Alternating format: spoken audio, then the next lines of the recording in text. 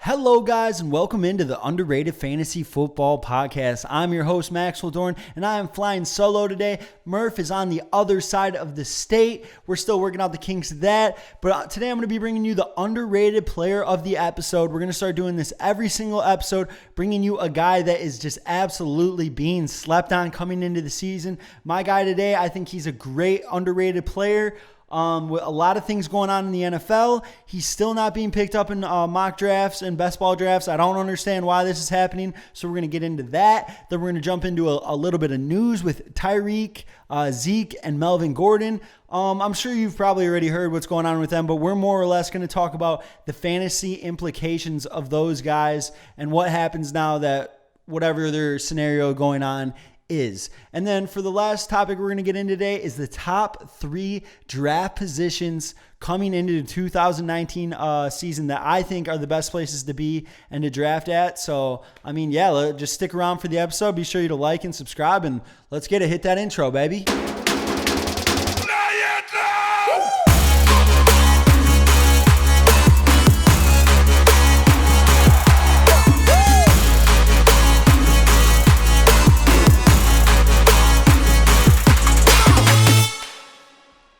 All right, guys, so the underrated player of the week this week is Justin Jackson. I just recently got out of a 20-man IG draft, so that's on Instagram, a draft with a bunch of different fantasy football accounts, and this guy dropped to the 11th round in a 20-man league. That's over 200 picks until Justin Jackson comes up. I think Justin Jackson, if Melvin Gordon were to miss around, I think Melvin Gordon's going to miss around the first 5 games this upcoming year, and if Melvin Gordon were to miss those games, I think Justin Jackson will have low-end to mid-tier RB2 value, and you're getting this guy so late. I'm doing best ball drafts right now. I'm doing mock drafts on ESPN and Fantasy Pros. People are not drafting him before the 10th round. This guy is an absolute underrated value coming into the 2019 fantasy football season. Although I believe Melvin Gordon will return by week 5, we're going to get into that shortly, but this guy is just such a good value on a high-powered offense with Phillip Rivers, Keenan Allen, Mike Williams, Hunter Henry.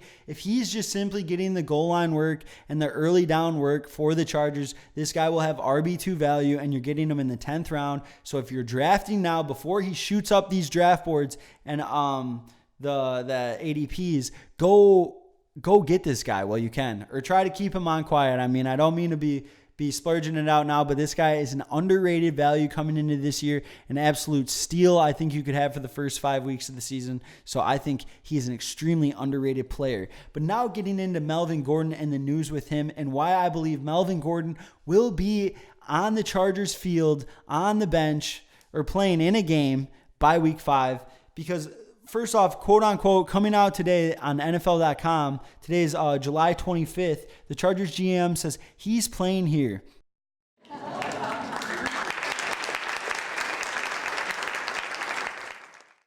But Melvin Gordon has 0 to almost little, extremely none, zips, zilch, no leverage on his side for this holdout. It just doesn't make sense to me. That's why I think Melvin Gordon will be back on the Chargers by week 4 or 5, because he'll be losing so much money. If he does not show up this season, the money that he is supposed to earn this season will just carry on to next season. And then if he doesn't like that, they can franchise take him next year and the year after that. The more that I look into this, the less sense it makes. I think Melvin Gordon would just be better off just getting back with the Chargers, making some money, and hopefully discussing a long-term contract if possible. But right now, I just don't see. He's set to make $5.6 million this year, and as I just said, if he doesn't show up for that money at all, he doesn't get it. The money is just carried over to next season.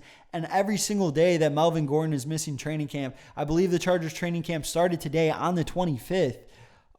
He's losing $40,000. He's got to forfeit forward $40,000 every single day that he misses training camp. That's absolutely absurd.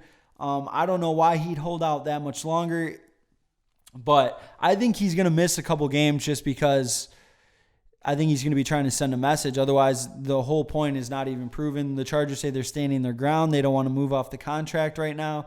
So that's why I think Justin Jackson could be a great underrated value coming into the season. I think Melvin Gordon will miss some games, but because he's forfeiting so much money and he really doesn't have much option for the next 2 years due to the fact that the Chargers can franchise tag him, I think Melvin will be back, but I think Justin Jackson will get some early game work. And who's to say if Justin Jackson doesn't take off, who's to say that they don't roll with them both? But I'm just taking Justin Jackson because with Melvin Gordon out, I think that workload is going to be extremely valuable. You're not going to find it after the 8th round for what you're going to get in those first 5 weeks, and it could really help out your team, get you right in that good position to start the season in the first half of the season, get set up for playoffs early maybe, The next guy we're going to get into is Tyreek Hill. Obviously, he's returning.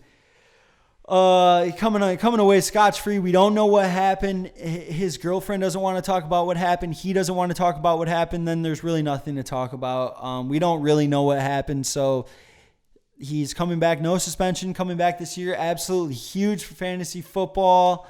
One of the most elusive players and impactful players in the NFL, just absolutely making huge plays constantly. I would see him moving up draft boards, obviously, because he was being drafted in round 5 or 6 with the suspension even looming at 4 games. So I think he's going to jump up into the late first round, 11th, 12th pick, early second to mid second, depending if your league's a little running back heavy. But I like Tyreek Hill this year. Now, when it comes down to Kelce or Tyreek Hill, I think you got to kind of pick your poison on what you want. Do you want a guy that's going to bring you that volume and consistency every single week with Travis Kelce, or do you want a guy like Tyreek Hill who can come out and explode and win you weeks? I know that's one thing that people always knock on Tyreek Hill is that he can't bring the consistency, but if Tyreek Hill shows up for a game, Tyreek Hill shows up for a game, and it's absolutely ginormous. So that's just a little news on that. I know we got some more recent news with Taylor Lewan for the Tennessee Titans. He will be suspended 4 games. He came out with a video of himself actually posting that he tested positive for one of the PEDs that he did not believe that he knew he was taking. He said that he's an honest player. He would never do that. Even showed a little tearing up in the video. Looked a little fake to me, but hey, who am I to judge? Sometimes you got to play a little Hollywood when you got to be in Hollywood, right? But news on that, yeah, that was kind of just a little splash in that. I just remembered that before we took off here, so I figured I'd touch in on Taylor Lewan. I don't know if that really affects Derrick Henry. He's probably the best offensive lineman on their team, so it might affect him a little bit. I think defenses will key on that. Maybe Henry starts off a little bit slower. I know that he's got a pretty easy schedule this year as far as running back goes. I want to say it's in the top 5 easiest strength of schedule for running backs. But moving on to other news with Zeke Elliott, obviously he's returning, coming back, no suspension. It's nice to see these guys not getting suspensions with nothing really holding up. I know that the guy who Zeke pushed is still trying to press charges on him, but I think that's more for clout, probably get a little bit of money out of it, something like that. But it was pretty... That's kind of just like that stuff happens in life. Zeke is obviously a hothead. He's got to work on that, but that's okay. People, when things happen, people got egos. We all got to contain them sometimes. But now we're going to jump into the last topic of this video right now, and it's what I believe is the top 3 draft positions coming into 2019. And I'm going to start off with the one that I think is the best position coming into this year, and that's number 5 coming into this year. The reason I'm picking number 5 is because you have those top 2 tier of running backs with Zeke and Saquon. I think they're in their own tier. But when you come down to 2, 3, when you come down to 3, 4, and 5, I believe it's pretty interchangeable as far as Christian McCaffrey, Alvin Kamara, David Johnson goes. I think when the season comes time, any of those guys are going to be interchangeable any weeks. I think they're all going to be super consistent. And I obviously like 5 because if someone people are definitely more resilient on David Johnson just because the team was so bad last year. But I think with Cliff Kingsbury coming in and them primarily running out of shotgun, David Johnson is definitely going to be Kyler Murray's safety blanket coming into the season. I could see around 80 receptions this year, maybe even probably close to 1,000 yards for David Johnson. I'm not even kidding. I really think he's going to thrive in the passing game more than anything over there in Cardinals Town. If you don't know who Cliff Kingsbury is, he's the guy who brought up Patty Mahomes out of college, Coach Patty Mahomes in college at Texas Tech in the air raid offense. So I think he's going to bring a big dynamic to Arizona. We're going to see a lot different offense. Keep your eye on Christian Kirk, also a guy that could be a sleeper. But I really like the number 5 draft position this year, just because if you do come into David Johnson, I think he's still an extremely high quality pick. And then you're coming back around, and you got guys like Antonio Brown, Juju, Odell, Tyreek Hill might be there. And when you're falling back after that, I mean, 4, then it starts getting into a little bit more questionable. I know 4, Juju and Odell, usually those guys are gone, depending on if your league is running back heavy league. Then running backs will go earlier, and you might have your opportunity at like Juju and those guys at 3 or even 4. But in my league, I believe that Juju and those guys will be gone. I don't think they're going to be hanging around for 4. I think 5 is probably the last chance to get them.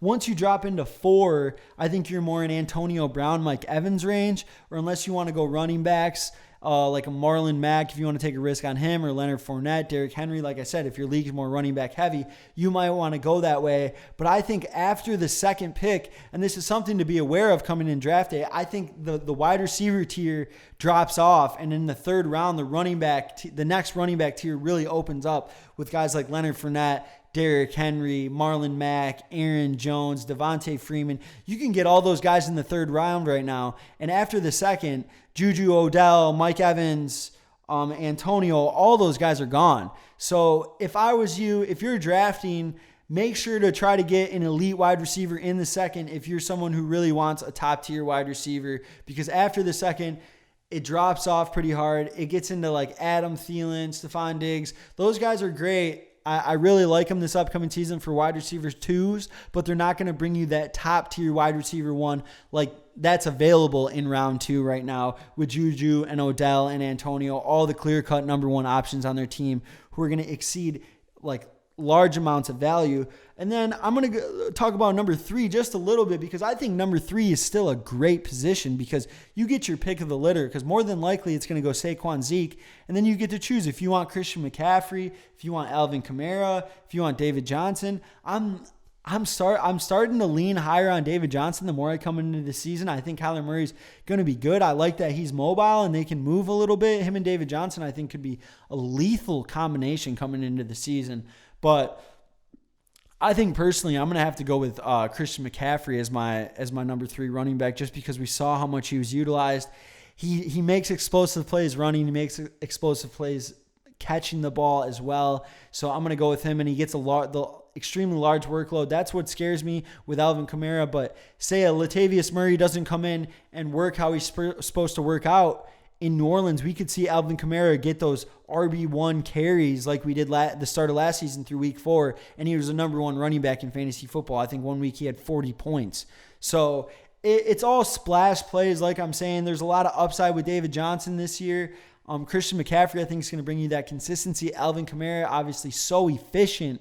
So I think 3 through 5 this year is the best position to draft in, because you're still coming back in top tier wide receiver 1 coming back on the second half of the 2nd round. And then in the 3rd round, like I said, you go Christian McCaffrey in the 1st, and then you got maybe come in and Antonio Brown's there. You got Antonio Brown. So you got your elite number 1 volume wide receiver. And then when you come back in the 3rd, early in the 3rd at pick number 4 in the 3rd, you can come back and get like a Leonard Fournette or a Marlon Mack. And then you have your 2 running back stack.